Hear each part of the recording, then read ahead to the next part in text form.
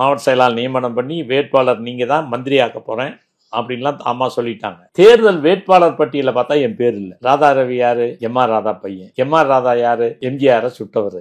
எம்ஜிஆரை சுட்டவனுடைய மகனுக்கு சீட்டு, எம்ஜிஆர் தொண்டனுக்கு சீட்டு இல்லையா அப்படிங்கிற விவாதம் தொகுதி முழுக்க எழுந்த பொழுது அதற்கு முற்றுப்புள்ளி வைத்தவன். கட்சி வெற்றி பெறணுங்கிறதுக்காக மிஸ்டர் சைடு, அவங்க என் அம்மா எப்போ பேசினாலும் என்ன மிஸ்டர்னு தான் போட்டு பேசுவாங்களே தவிர மிஸ்டர் போடாமல் என்னை பேசவே மாட்டாங்க. மிஸ்டர் சைடு, இந்த தேர்தலில் உங்களுடைய அத்தனை திறமையும் காட்டும். பூத் கமிட்டி எப்படி பயன்படுத்தணும், பூத் கமிட்டியினுடைய புரிதல் எப்படி இருக்கணும். ஆனால் இன்னைக்கு யாருக்கு இந்த புரிதல் இல்லாமலே பூத் கமிட்டி என்ன பூத் கமிட்டினா என்ன? பூத் கமிட்டி எதற்கு? ஒரு பூத் கமிட்டியினுடைய நாடி நரம்புகள் எல்லாம் அதுதான் ஓட்டு. அது தெரிஞ்சிருக்கணும் இல்லையா? இப்போ எனக்கு நான் ஒரு நடிகரை நேசிக்கிறேன்னு வச்சுக்கோங்க, எனக்கு அவர் தான் ஆளுமையா தெரிவார். ஒரு கொள்கையை நேசிக்கிறேன்னு வைங்க, அந்த கொள்கை தான் எனக்கு ஆளுமையா தெரியும். ஒரு கூட்டணி வைக்கிறோம்னு வச்சுக்கோங்க, கூட்டணி கட்சிகளின் தலைவர்கள் எல்லாம் ஆளுமையா தெரியும். இன்னைக்கு தேர்தல்களை கட்சிகள் அணுகக்கூடிய விதம், பூத் கமிட்டின்னு நிறைய விஷயங்கள் பேசுறாங்க. தேர்தல் வியூக வகுப்பாளர்கள்னு நிறைய பேர் வந்துட்டாங்க. அவங்களுக்கு கோடிகள்ல பணத்தை கொட்டி கொடுக்குறாங்க. ஆனாலும் தேர்தல்களில் வெற்றி பெற முடியலங்கிற சிக்கல்கள்லாம் இருக்கு. இது எதுவுமே இல்லாம ஒரு தனி மனிதரா இருந்து நீங்க ஒரு தேர்தல் வியூகத்தை வடிவமைத்து மக்களை சந்திச்சீங்க இல்லையா? அந்த அனுபவங்களை சொல்லுங்க. இன்னைக்கு இருக்கிற தேர்தலை நீங்க பாக்குறீங்க, எப்படி டிஃபரன்ஷியேட் பண்றீங்க? அதாவதுங்க, அன்றைய தேர்தல் களம் என்பது ஒரு ஆளுமிக்க தலைவர் எம்ஜிஆருடைய செல்வாக்கு மக்கள் மத்தியில் கொட்டி கிடக்கிறது.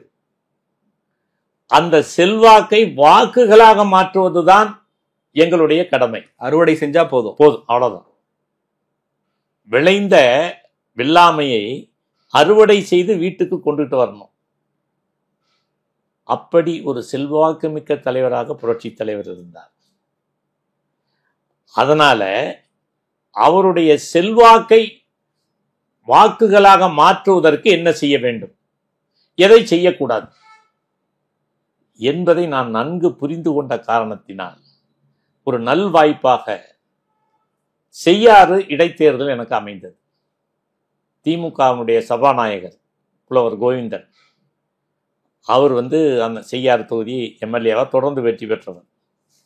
அவர் மறைவுக்கு பிறகு அங்கே பை எலெக்ஷன், அந்த இடைத்தேர்தலில் தலைவர் குப்புசாமின்னு ஒரு டெய்லரை வேட்பாளராக நிறுத்தினார். ஒரு சாதாரண டெய்லரை நிறுத்தியிருக்கார். அந்த தேர்தல் களத்தில் அது திமுக வெற்றி பெற்ற தொகுதி, அதனால் ரொம்ப டஃப்பாக இருக்கும், நல்லா பண்ணணும் அப்படின்னு சொல்லி தலைவர் எங்களை எல்லாம் தேர்தல் பணிக்கு அங்கே அனுப்புகிறார். அப்போ நம்ம சகோதரர் முத்துசாமி அவர்கள் இன்னைக்கு அமைச்சராக இருக்கார்ல திமுகவில், ஆமாம், அவர் எங்களோட அந்த தேர்தல் காலத்தில் இப்போ எங்கள் கட்சியில் இருக்கார், அமைச்சராக இருக்கார். அப்போ நானும் அவரெல்லாம் செய்யாறு தேர்தல் பொறுப்பாளர்கள். அப்படி இருக்கும்போது தண்டப்பந்தாங்கல் அப்படிங்கிற அதை ஒட்டிய பஞ்சாயத்து இல்லைங்க, 5 பஞ்சாயத்து எனக்கு ஒதுக்கப்படுது. இந்த 5 பஞ்சாயத்துலேயும் களப்பணி ஆற்றம். அப்பத்தான் நான் முதலா இந்த பூத்துங்கிற பாகம் அல்லது பூத் எப்படி வேணாலும் வச்சுக்கலாம். நாங்கள் பாக பொறுப்பாளர்னு சொல்லுவோம். ஒரு பாகத்துக்கு எவ்வளவு ஓட்டு அப்படின்னு பார்த்தீங்கன்னா 2000 ஓட்டு இருக்கும். 1800, 2000, 1600 அல்லது 2100 இப்படி கூட இருக்கும். அப்போ இது நாங்கள் ஓட்டு கேட்க போகிறது நான் பார்த்தேன். முதல் நாள் பார்த்தேன், 2 நாள் பார்த்தேன். எல்லாரும் தெருவா ஒரு ரவுண்டு போயிட்டு வர்றது, வந்துட்டு உட்காந்துடுறது, டயர்டானோடனே மறுபடியும் மதியம் லஞ்சு, அப்புறம் அதுக்கு பிறகு சாயந்தரமானா ஓட்டு, இப்படித்தான் இருந்தது. ஒரு காங்கிரீட்டாக இல்லை. அப்புறம் நான் ஒரு பூத்தில் மொத்தம் எத்தனை ஓட்டு, எத்தனை வீடுகளை கணக்கெடுத்தேன். அந்த வீடுகளை கணக்கெடுத்த போது தான் ரொம்ப எளிமையாக இந்த பிரச்சாரத்தை பண்ணலாம் அப்படிங்கிற ஒரு திட்டமிட்டு வீடுகளை எண்ணுறோம். 250 வீடு, 300 வீடு. கிராமங்கிறதுனால கிராமத்தில் ஒரு வீட்டுக்கும் 3 ஓட்டு 4 ஓட்டு தான் இருக்கு. நகர்ப்புறங்களில் தான் அதிகமாக இருக்கிறது. ஏன்னா ஒரே எண் இருக்கும். அந்த ஒரு எண்ணில் 10 வீடு மாடி குடியிருப்பு இருக்கும். இல்லை, ஒரு எண்ணில் 10 வீடு இருக்கும், வாடகைதாரர்கள் இருப்பாங்க. அதனால அங்கே செய்யாறில் நாங்கள் கண்ட அனுபவம் என்னன்னா, ஒரு வீட்டுக்கு 2 ஓட்டு 4 ஓட்டு 5 ஓட்டு அதுக்கு மேலே இருக்காது. அப்போ அப்படி வரும் பொழுது கிட்டத்தட்ட 300 வீடு 350 வீடு இருந்தது. அதுங்க எவ்வளோ பேர் ஒர்க்கர்ஸ் இருக்கிறான்னு கேட்டிங்கன்னா கிட்டத்தட்ட 100 பேர் 150 பேருக்கு மேலே இருக்காங்க. இப்போ நாங்கள் என்ன பண்ணோம், 20 வீட்டுக்கு இந்த பாகத்தில் 20 வீட்டுக்கு ஒரு பொறுப்பாளர் இல்லை, 2 பேர் கொண்ட குழு. குழுவா நியமிச்சிட்டீங்க? ஆமாம், 2 பேர் அல்லது 3 பேர் குழு. இப்படி ஒரு பாகத்தில் எத்தனை வீடு இருக்குதோ அத்தனை வீட்டையும் பிரித்து அவங்ககிட்ட நாங்கள் ஒப்படைச்சிட்டோம். அவங்களுக்கு என்ன கடமை, தேர்தல் முடிகிற வரையிலும் அந்த 20 வீடுகளை மட்டும் இவர் பார்த்து கொண்டால் போதும், வேறு எந்த வேலையும் பண்ண வேண்டாம். அந்த 20 வீடுகளை சென்று வாக்காளர்களை சந்திப்பது. நாங்கள் அதில் இன்னொரு பெரிய துல்லியமான ஒரு விஷயத்தை சொல்லுவோம். அந்த 20 வீட்டில் எத்தனை பேர் நம்ம கட்சி, எத்தனை பேர் மாற்று கட்சி, எந்தெந்த கட்சியை சார்ந்தவர்கள், நடுநிலையாளர்கள் எவ்வளவு பேர், அங்கே ரசிகர் மன்றம் ஏதாவது இருக்கா, விளையாட்டு குழு ஏதாவது இருக்கா, இப்படி இனவாரியாக பிரித்து துல்லியமாக அந்த வாக்காளர்கள் அந்த பாகத்தில் எவ்வளவு பேர் இருக்காங்க, என்ன கட்சியை சார்ந்தவர்கள் என்று துல்லியமாக கணக்கிட்டு அதில் நாங்கள் எவ்வளோ ஓட்டு நமக்கு கிடைக்கும், எவ்வளோ ஓட்டு வரும் வராது, நடுநிலையாளர்களை எல்லாம் மீண்டும் மீண்டும் சந்தித்து அவர்களை மாற்றுவது. மாணவர்கள் படிக்கின்ற கல்லூரி மாணவர்கள் அவர்கள் இருந்தால் அவர்களை எல்லாம் ஒன்று சேர்த்து அவர்களுக்கு இந்த அதிமுக ஆதரவாளர்களாக தலைவருடைய ரசிகர்களாக அவர்களை மாற்றி களப்பணியாற்றுவது.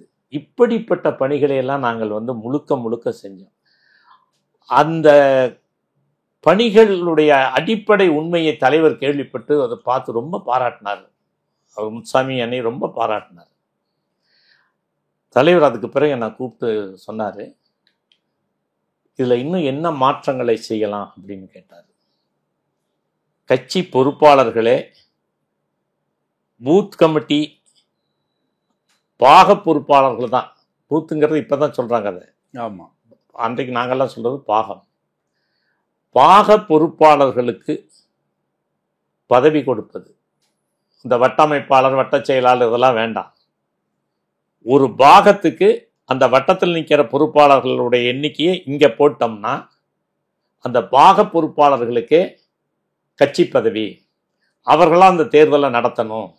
இப்போ ஒரு கட்சியை பற்றி உண்மை நிலவரத்தை பற்றி எல்லாம் ஆய்வு பண்ணுறாங்கல்ல, நம்ம கட்சிக்காரன ஒரு அந்த பாக பொறுப்பாளர் பாகம் 15 சுப்பிரமணி, இப்போ எல்லாம் வசதி எல்லாமே செல்ஃபோன் இருக்குது, வாட்ஸ்அப் இருக்குது. அப்போல்லாம் அப்போ தான் ஒன்றும் கிடையாது எங்களுக்கெல்லாம். அந்த ஆளை கேட்டால் அந்த 20 வீட்டினுடைய நிலவரத்தை அவன் சொல்லணும்.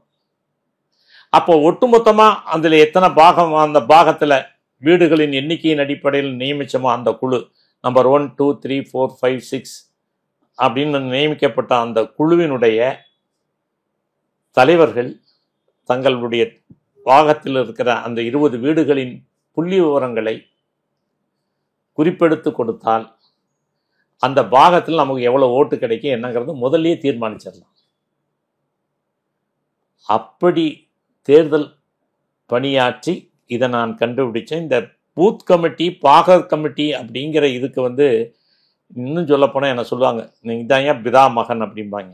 இங்கே போட்டது தான் விதை. ஆமாம், அதுக்கு தான் அதிமுகவுக்கு நான் தான் விதை போட்டேன், இந்த பாகத்துக்கும் பூத் கமிட்டிக்கும் நான் தான் விதை போட்டது. அப்படி அந்த இதை அது ஒரு 2 உதாரணம். ஒன்று சைதாப்பேட்டை பை எலெக்ஷன் 2003. அப்போ அம்மா என்னை கூப்பிட்டு நீங்கள் தான் வேட்பாளர், நீங்கள் போய் நின்று களப்பணியை தயார்படுத்துங்கன்னாங்க. அப்போ நான் பிரமாதமாக பக்காவாக பூத் கமிட்டி அமைச்சு இந்த அத்தனை சயின்டிஃபிக் நடவடிக்கைகளையும் மேற்கொண்டு தயார் பண்ணேன். தயார் பண்ணி இருக்கிற போது பார்த்தீங்கன்னா வேட்பாளர் என்ன மாவட்ட செயலாளர் நியமனம் பண்ணிட்டாங்க. மாவட்ட செயலாளர் நியமனம் பண்ணி வேட்பாளர் நீங்கள் தான் மந்திரி ஆக்க போகிறேன் அப்படின்லாம் அம்மா சொல்லிட்டாங்க. தேர்தல் வேட்பாளர் பட்டியலில் பார்த்தா என் பேர் இல்லை. பெரிய அதிர்ச்சி. அம்மா என்னை கூப்பிட்டாங்க, மிஸ்டர் சைதை, வருத்தப்படாதீங்க, ஒரு லீடருக்கு எவ்வளோ பெரிய நெருக்கடி இருக்குன்னு உங்களுக்கு தெரியும். வேட்பாளர் வெற்றி பெறணும். யார் வேட்பாளர்? ராதாரவி. ராதாரவி யார்? எம்ஆர் ராதா பையன். எம்ஆர் ராதா யார்? எம்ஜிஆரை சுட்டவர். எம்ஜிஆரை சுட்டவனுடைய மகனுக்கு சீட்டு, எம்ஜிஆர் தொண்டனுக்கு சீட்டு இல்லையா அப்படிங்கிற விவாதம் தொகுதி முழுக்க எழுந்த பொழுது அதற்கு முற்றுப்புள்ளி வைத்தவன். அதை முற்றுப்புள்ளி வைத்து கட்சி வெற்றி பெறணுங்கிறதுக்காக அந்த தேர்தல் பொறுப்பாளர்கள் அனைவரும் அம்மா சொல்லிட்டாங்க, சைதை வீட்டில் தான் தேர்தல் பணிமனை அமைக்கணும், தேர்தலை அவர் தான் நடத்துவார், நீங்கள் எல்லாரும் கோஆப்ரேட் பண்ணுங்கன்னு சொல்லி இந்த தேர்தலில் வெற்றி பெறுவதற்கு நான் தேர்தல் பொறுப்பாளராக இருந்தால் தான் முடியும்னு அம்மா முடிவு செய்து எனக்கு அந்த வாய்ப்பை கொடுத்தாங்க. அதில் வந்து கம்ப்ளீட்டாக பார்த்தீங்கன்னா அவர் நம்முடைய அண்ணன் ஓபிஎஸ், டிடிவி தினகரன் மற்ற அமைச்சர்கள் எல்லாருமே வந்து இங்கே தான் இதே இடத்துல தான் இங்கே தான் உட்கார்ந்து தேர்தல் நடத்தணும். அதில் வெற்றி பெற்றோம். அடுத்த ஒரு தேர்தல் மிக மிக முக்கியமானது, மத்திய சென்னை உங்களுக்கு தெரியும், பார்லிமெண்ட் தேர்தல். அந்த தேர்தலில் மாறன் வந்து தொடர்ந்து திமுக வெற்றி பெற்றுக்கிட்டு இருக்கிறது. தயாநிதி மாறன் வந்து அந்த தேர்தலில் அம்மா கட்டாயம் தோக்கடிக்கணும் அப்படின்னு சொல்லிட்டு என்னை ஸ்பெசிஃபிக்காக என்னை கூப்பிட்டு சொன்னாங்க, மிஸ்டர் சைதை. அவங்க என் அம்மா எப்போ பேசினாலும் என்னை மிஸ்டர்னு தான் போட்டு பேசுவாங்களே தவிர மிஸ்டர் போடாமல் என்னை பேசவே மாட்டாங்க. மிஸ்டர் சைதை, இந்த தேர்தலில் உங்களுடைய அத்தனை திறமையும் காட்டணும். இது ஏன் அப்படின்னா அவங்க என்ன பண்ணிட்டாங்கன்னா, அப்போ உளவுத்துறையில் டிஜிபி அலெக்சாண்டர், சிவனாண்டின்னு ஒரு ஐபிஎஸ் அதிகாரி, இவங்க 2 பேரும் இருந்தாங்க. அவங்கக்கிட்ட அவங்க இந்த தேர்தல் பணிகளை பற்றியெல்லாம் சொல்லி, இந்த பூத் 2003 வெற்றி பெற்ற அந்த பூத்து வெற்றி அனுபவம் இருக்கு இல்லைங்களா, அதெல்லாம் சொல்லி இந்த பூத் கமிட்டி அமைச்சு தேர்தலில் வேலையை பாருங்க அப்படின்னு சொன்னாங்க. அப்போ இங்கே கூட வந்து நத்தம் விஸ்வநாதன், கோகுல இந்திரா அப்படின்னு ஒரு அமைச்சர்கள் செட்டு, நாங்கள் எல்லாருமே பொறுப்பாளர். இதெல்லாம் இந்த தேர்தல் களப்பணியில் அந்த பூத் கமிட்டி அமைச்சு அவ்வளவு அற்புதமான ஒரு அணுகுமுறை. இன்றைக்கும் நிறைய பேர் அந்த வெற்றி வேட்பாளர் விஜயகுமார் இன்றைக்கும் சொல்லுவார், அண்ணன் மட்டும் அன்னைக்கு இல்லைன்னா நான் வெற்றி பெற்றிருக்க முடியாதுன்னு. எப்படி அந்த பூத் கமிட்டியினுடைய பயன் சொல்கிறேன், பூத் கமிட்டி எப்படி பயன்படுத்தணும், பூத் கமிட்டியினுடைய புரிதல் எப்படி இருக்கணும். ஆனால் இன்னைக்கு யாருக்கு இந்த புரிதல் இல்லாமலே பூத் கமிட்டின்னு பேச எல்லாரும் மாநாடு போடுறாங்களே, பூத் கமிட்டி மாநாடு. மாநாடு இல்லைங்க, மாநாடு போடுறதுன்னா எப்படி போடணும் தெரியுங்களா? இப்போ ஒரு சட்டமன்ற தொகுதி 260 பூத், 6 சட்டமன்ற தொகுதிக்கு ஒரு பார்லிமெண்ட். இப்போ அந்த 6 பார்லிமெண்ட் சட்டமன்ற தொகுதியினுடைய ஒட்டுமொத்தமாக வந்தால் என்ன வருது? கிட்டத்தட்ட 1200 1300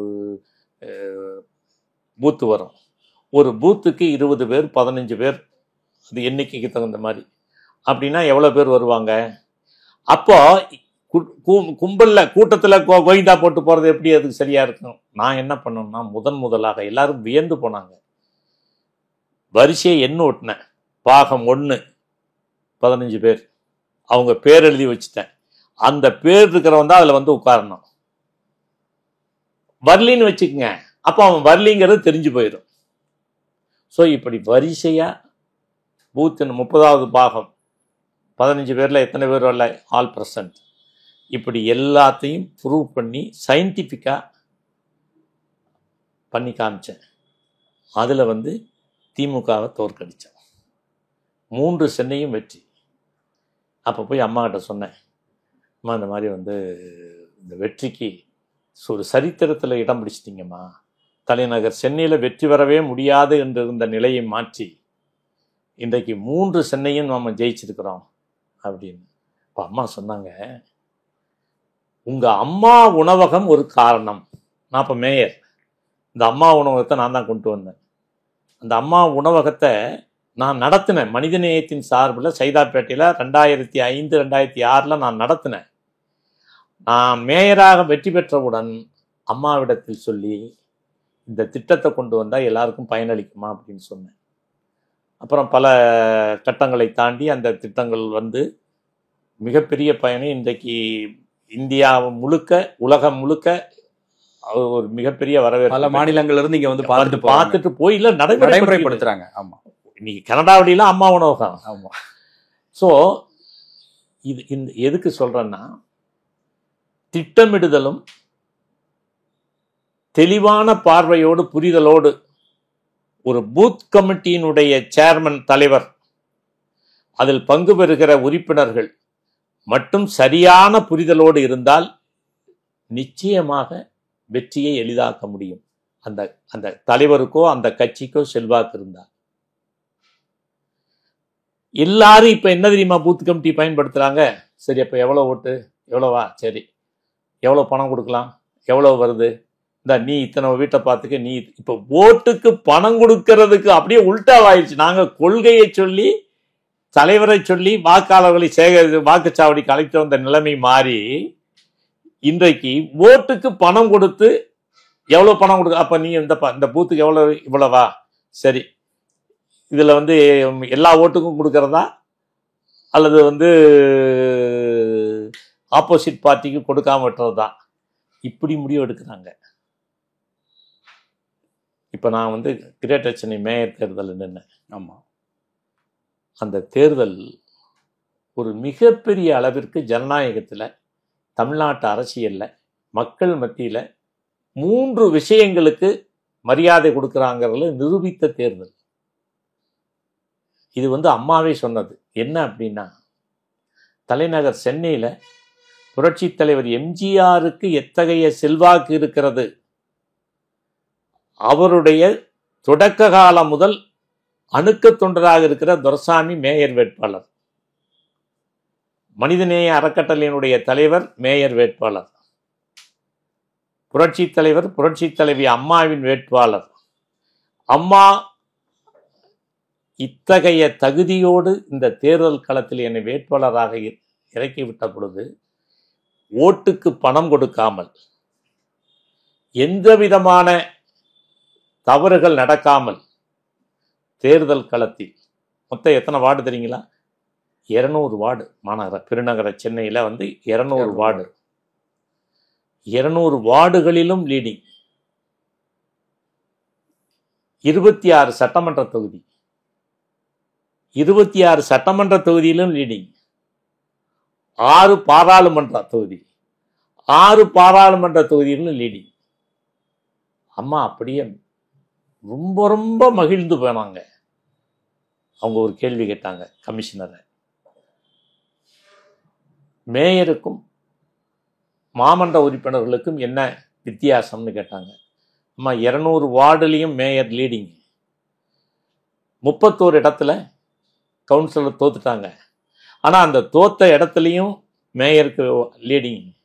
ஒட்டுமொத்தமாக கவுன்சிலர்ஸ் வாங்கின வாக்குக்கும் திமுக பெற்ற வாக்குக்கும் வித்தியாசம் 1,59,000. திமுக வேட்பாளர் மேயர் வேட்பாளருக்கும் நம்ம வேட்பாளருக்கும் வித்தியாசம் 5 லட்சத்தி சைத துரைசாமி 5,20,000 வாக்குகள் வித்தியாசத்தில் வெற்றி பெற்றார். அப்போ கவுன்சிலர்ஸை விட ஏறத்தாழ 3.5 லட்சம் ஓட்டு கூடுதலாக வாங்கியிருக்காரு. ஆமாம், அவங்க அடைந்த மகிழ்ச்சிக்கு அளவே இல்லை. ஏன்னா உன்னே வர சொல்லி, மிஸ்டர் சைதை, இந்த வெற்றியை அதிமுகவின் வெற்றியாக கொண்டாடுவோம், உங்க பதவியேற்புக்கு நானே வர்றேன்னு சொல்லிட்டு வந்து அந்த நிகழ்ச்சியை அவ்வளவு பிரம்மாண்டப்படுத்தினாங்க என் பதவியேற்பை. இதுல இன்னொரு பின்னணி என்னன்னு கேட்டீங்கன்னா, நான் சொன்னேன்ல 80 நின்று தோத்துட்டேன்னு சொல்லிட்டு, 1980 நான் நின்று தோத்த போது தலைவர் என்னை கூப்பிட்டு சொன்னார். என்னையும் இந்தியன் எக்ஸ்பிரஸ் ராமகிருஷ்ணன் சொல்லிட்டு ஆசிரியர் எடிட்டர் இருந்தார், 2 பேரையும் வர சொல்லியிருந்தார். போன போது தலைவர் சொன்னார், ராமகிருஷ்ணனை கூப்பிட்டு, ராமகிருஷ்ணன் உங்களுக்கு ராஜ்யசபா கொடுக்க போகிறேன், நீங்கள் இப்போயே போய் ரிசைன் பண்ணி என்ஓசி வாங்கி வச்சுக்கோங்க அப்படின்னு சொல்லிட்டார். என்னை பார்த்து, டேய் நீதான் அதிமுகவின் முதல் மேயர், போய் இன்றையிலிருந்து களப்பணி ஆற்று அப்படின்னாரு. தலைவர் உயிரோடு இருக்கும் வரை அந்த 7 ஆண்டு அந்த 4 ஆண்டுகளில் 7 ஆண்டு காலம் தேர்தலே வரல, உள்ளாட்சி தேர்தல் வரல. ஆனால் 2011 31 ஆண்டுகள் கழித்து புரட்சி தலைவி அம்மா அவர்கள் எனக்கு இந்த வாய்ப்பை வழங்கினார்கள். அப்போ பாருங்க, புரட்சி தலைவருடைய தீர்க்க தரிசனத்தால் ஆசியால் 80ஆம் ஆண்டு சொன்னது 2011ஆம் ஆண்டு நிறைவேறுகிறதுன்னு சொன்னால் எப்படிப்பட்ட ஒரு ஆசீர்வதிக்கப்பட்டவனா நான் வாழ்ந்துகிட்டு இருக்கேன் அப்படிங்கிறதையும் அம்மா அங்கீகாரம் பண்ணுறாங்க. எப்போ? 2011. தலைவர் சொன்னது எப்போ? 80. பாருங்க. ஸோ இப்படி ஒரு இந்த மேயர் வெற்றிங்கிறது, அதுவும் கிரேட்டர் சென்னை 174 சதுர கிலோமீட்டர் தான் முதல்ல. ஆனால் நான் மேயராக நிற்கிற போது 421 சதுர கிலோமீட்டர்.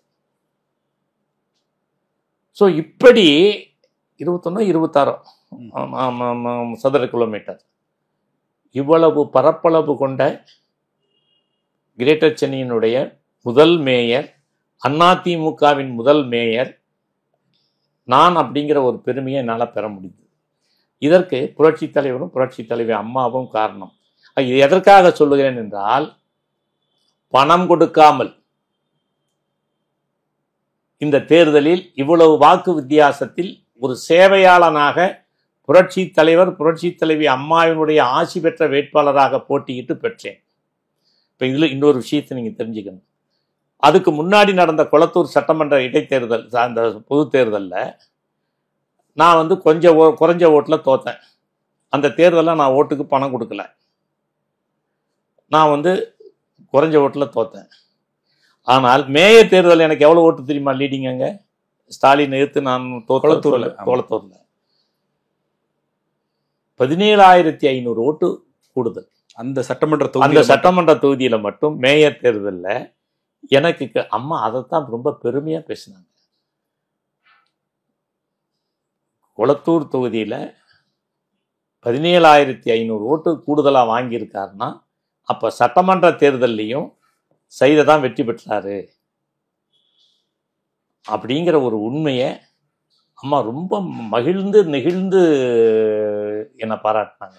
இது எதற்காக சொல்லுகிறேன்னா, இந்த தேர்தல் களத்தை எப்படி மதிப்பீடு செய்து தேர்தல் களத்தை எப்படி வெற்றிக்கு தளமாக்குவது அப்படிங்கிற அடிப்படையில் நம்ம பணியாற்றணும்னா நிச்சயமாக வெற்றி பெற முடியும். அதற்கு இந்த பாகம் அல்லது இந்த பூத்து கமிட்டியில் அங்கம் வகிக்கிறவர்களுக்கு கிளாஸ் எடுக்கணும், பயிற்சி கொடுக்கணும். பேசிட்டு போறல, கூட்டம் பொதுக்கூட்டம் மாதிரி அல்ல, அவங்களுக்கு பயிற்சி கொடுக்கணும்.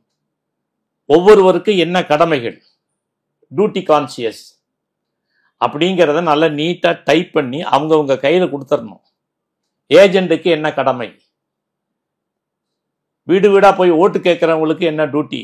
இப்போ நீங்கள் உங்கள் வீட்டுக்கு வர்றோம், மிஸ்டர் ஜெயச்சந்திரன் உங்கள் வீட்டில் எத்தனை பேர் குறிப்பெடுத்துக்கிறோம், ஸ்டூடெண்ட்டு 2 பசங்க இதை படிக்குது, எத்தனை பேர் இளைஞர்கள் பட்டதாரிகள், அவங்கள சந்திக்கணும்.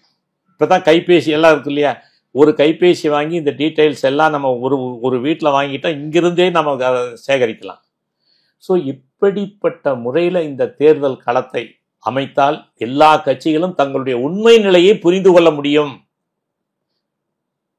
தேர்தல் 3 மாசம் இருக்கிற போதே இந்த பூத் கமிட்டி ஃபங்க்ஷன் ஆச்சுன்னு வச்சுக்கோங்க, அந்த தொகுதியில் எத்தனை கட்சி இருக்குது, எவ்வளவு செல்வாக்கு இருக்குது, எந்த கட்சியோட கூட்டணி போகலாம், எந்த கட்சியை கூட்டணியில் வச்சுக்கலாம், இல்லைன்னு சொல்லலாம் அப்படின்னு சொல்லி 234 தொகுதிகளிலும் இந்த பூத் கமிட்டி இப்போ ஒன்றும் வேண்டாங்க. கூட்டணி பேசுகிறாங்கல்ல இந்த அரசியல் கட்சிகளுக்கு என்னுடைய வேண்டுகோள், நீங்கள் ஒன்றும் வேண்டாம், பூத் கமிட்டி அமைச்சிருங்க.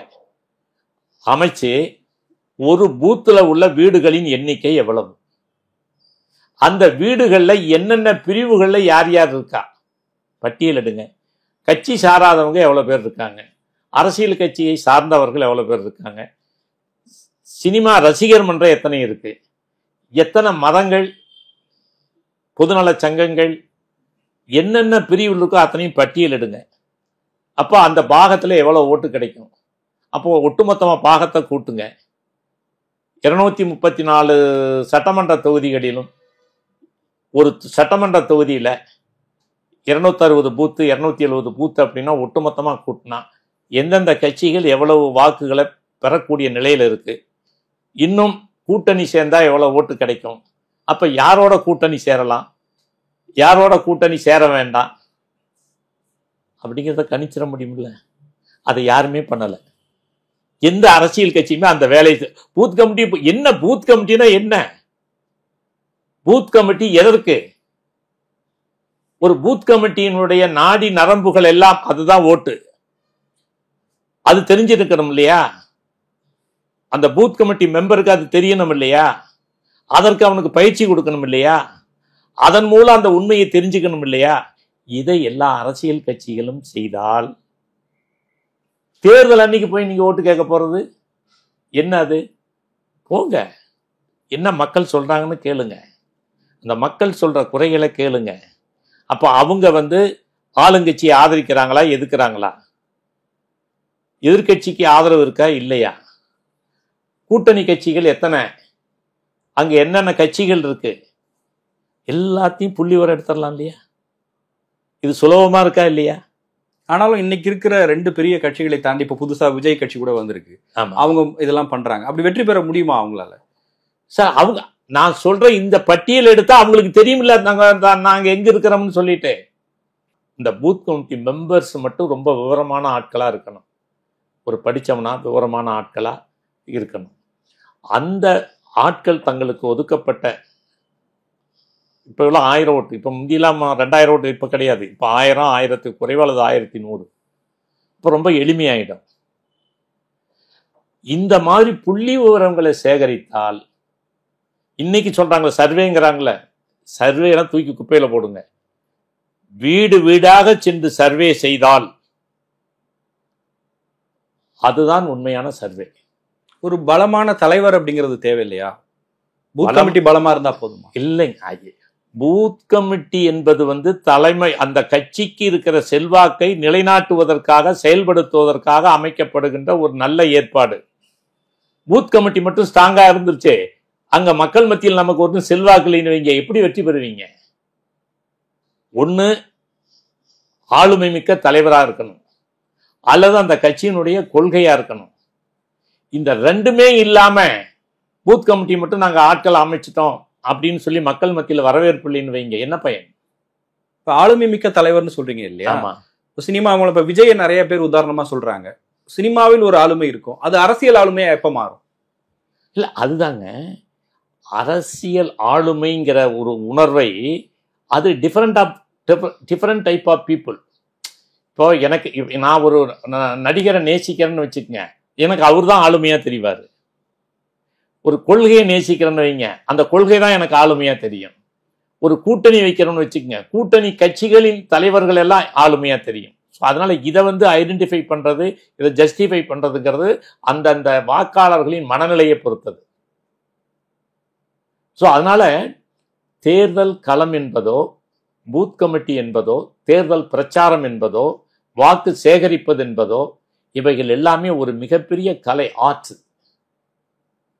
அதை சரியான முறையில புரிஞ்சுக்கிட்டு பண்ணணும்னு சொன்னா ஒரு தேர்தல் 2 தேர்தலில் வந்துடாது அந்த அனுபவம். இப்ப நாங்கெல்லாம் பாருங்க, திண்டுக்கல்ல இருந்து அதுக்கு பிறகு பாண்டிச்சேரி கோவை இடைத்தேர்தல், அதற்கு பிறகு சட்டமன்ற தேர்தல், அதற்கு பிறகு எத்தனை சட்டமன்றம்? 77, 80, 84 பாராளுமன்ற தேர்தல், அதற்கு பிறகு மறுபடியும் தொடர்ந்து சட்டமன்ற தேர்தல்.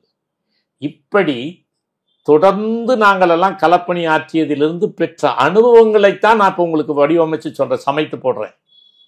ஆனா பொதுவா சில பேர் சொல்லிடுறாங்களே, இப்ப விஜயும் சொல்றாரு 72ல கட்சி தொடங்கி 77ல எம்ஜிஆர் ஆட்சிக்கு வந்தாரு, அதே மாதிரி நானும் ஆட்சிக்கு வருவேன்னு சொல்றாரு. இந்த ஒப்பீடு இல்ல, அதாவது நீங்க தயவு செய்து புரட்சி தலைவரோடு யாரையும் ஒப்பீடு செய்ய முடியாது.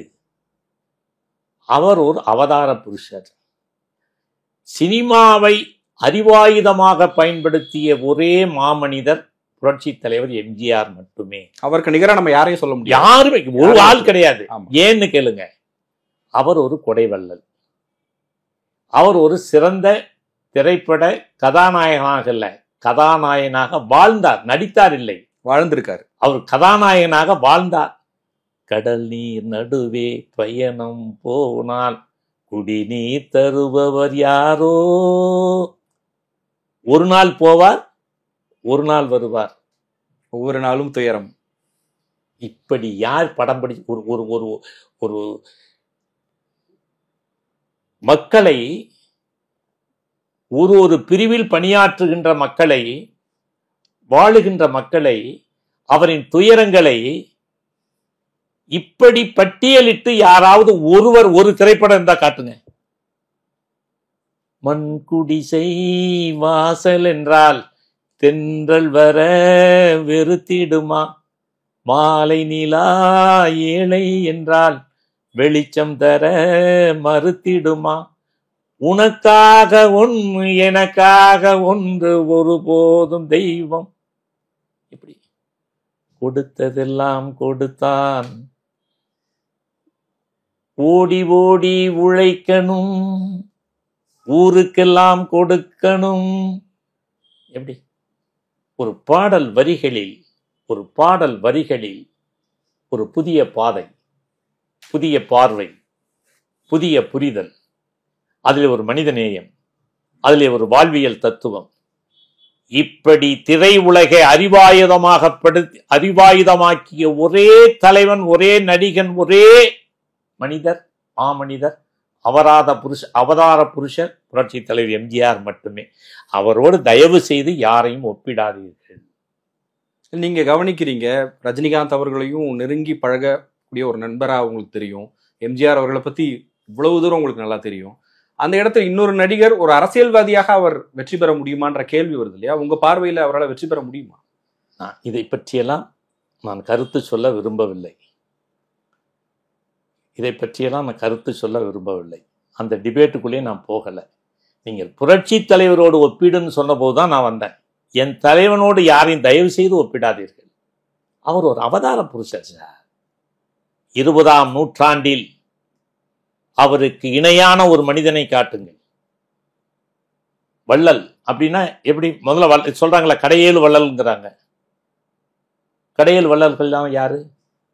மன்னர்கள், அரசர்கள். மக்கள் வரிப்பணத்தை வாரி வாரி கொடுத்தாங்க. ஆனால் சுயமாக தான் சம்பாதித்த அத்தனை சொத்துக்களையும் செல்வங்களையும் வாரி வாரி கொடுத்தார். யாருக்காக? சக மனிதனுக்காக. தேவைப்படுவோரின் தேவை அறிந்து தேடிப்போய் உதவி செய்தல். அதுதான் அவருடைய வாழ்வியல் தியரி. அதனால்தான் அவர் இன்றைக்கும் வாழ்ந்து கொண்டிருக்கிறார். 38 ஆண்டுகாலம் கழித்து மறைந்து அவர் இன்றைக்கும் வாழ்ந்து கொண்டிருக்கிறார் என்றால், இப்படி ஒரு சரித்திர புருஷனாக இந்தியாவில், உலகத்தில் ஒரு நபரை காட்டுங்கள். அவர் ஒரு கொள்கை சார், அவர் ஒரு கொள்கை, அவர் ஒரு தத்துவம். இந்த சக மனிதனுக்காக வாழ்ந்த அவர் அந்த பண்புகளை கடைபிடித்தால் அவன் தலைவனாகலாம்.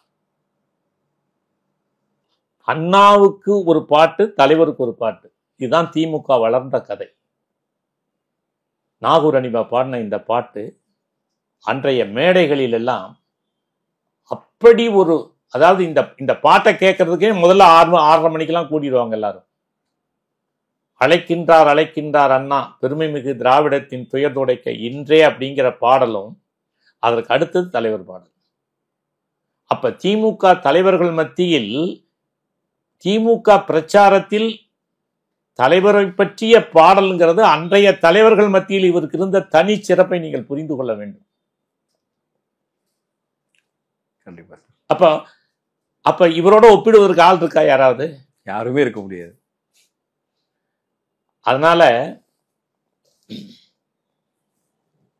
அதனால புரட்சி தலைவர் எம்ஜிஆர், நான் எல்லோரிடத்திலும் தொடர்ந்து சொல்லுவது, புரட்சி தலைவர் எம்ஜிஆர் ஒரு அவதார புருஷர். அவர் ஒரு அதிசயம், அவர் ஒரு அற்புதம், அவர் ஒரு அவதாரம். இதுதான் எம்ஜிஆர். அதனால இவரோட போய் தயவு செய்து, அவர் இன்னைக்கு வாழ்ந்துகிட்டு இருக்காருங்க. ஒரு திரைப்படத்தின் தலைப்பு என்ன? நான் கேட்குறேன் உங்களுக்கு, இன்னைக்கு யாராவது அப்படி ஒரு தலைப்பு வைக்கிறாங்களா? திருடாதே எப்படி இருக்கு? தாய் சொல்லை தட்டாதே. மாரல் வேல்யூஸ் இருக்க மாதிரி இல்ல இது இது வந்துங்க ஒரு அவனுக்கு அந்த பேரை சொல்லும். எங்க போற? திருடாதே படம் பார்க்க போறேன். எப்படி இருக்கு? படகோட்டி, மதுரை வீரன், மலைக்கல்லன், எண்ணி பாருங்க. நாடோடி மன்னன், மன்னாதி மன்னன், அந்த அந்த அந்த 137 படங்களையும் சொல்லி பாருங்களேன். அப்போ அதுல ஒரு புரிதலையும் அதில் ஒரு செய்தியையும் இந்த சமூக மாற்றத்தையும் எப்படி கொண்டு வந்தார்னு பாருங்க. நீங்க தலைவர் என்ன யாருமே சரியா ஆய்வு பண்ணல. நீங்க அவர் ஏன் வாழ்ந்துகிட்டு இருக்கிறாருன்னா இதெல்லாம் ஆய்வு செய்து புரிந்து கொள்வதை விட உணர்ந்து வாழ்ந்துகிட்டு இருக்கிறாங்க மக்கள். ஒரு திரைப்படத்தை பார்க்கிற பொழுது அவருடைய, இப்ப நான் கேட்கிறேன், அவர் போட்ட உடைய வேற ஆள் போட்டா நல்லா இருக்குமா? ஆனா அவருக்கு அது பொருந்தியது மாதிரி வேற யாருக்காவது பொருந்துமா? அந்த தோற்ற பொழிவு, அந்த கம்பீரம், அந்த காந்த குரல் எல்லாம் யோசிச்சு பாருங்க.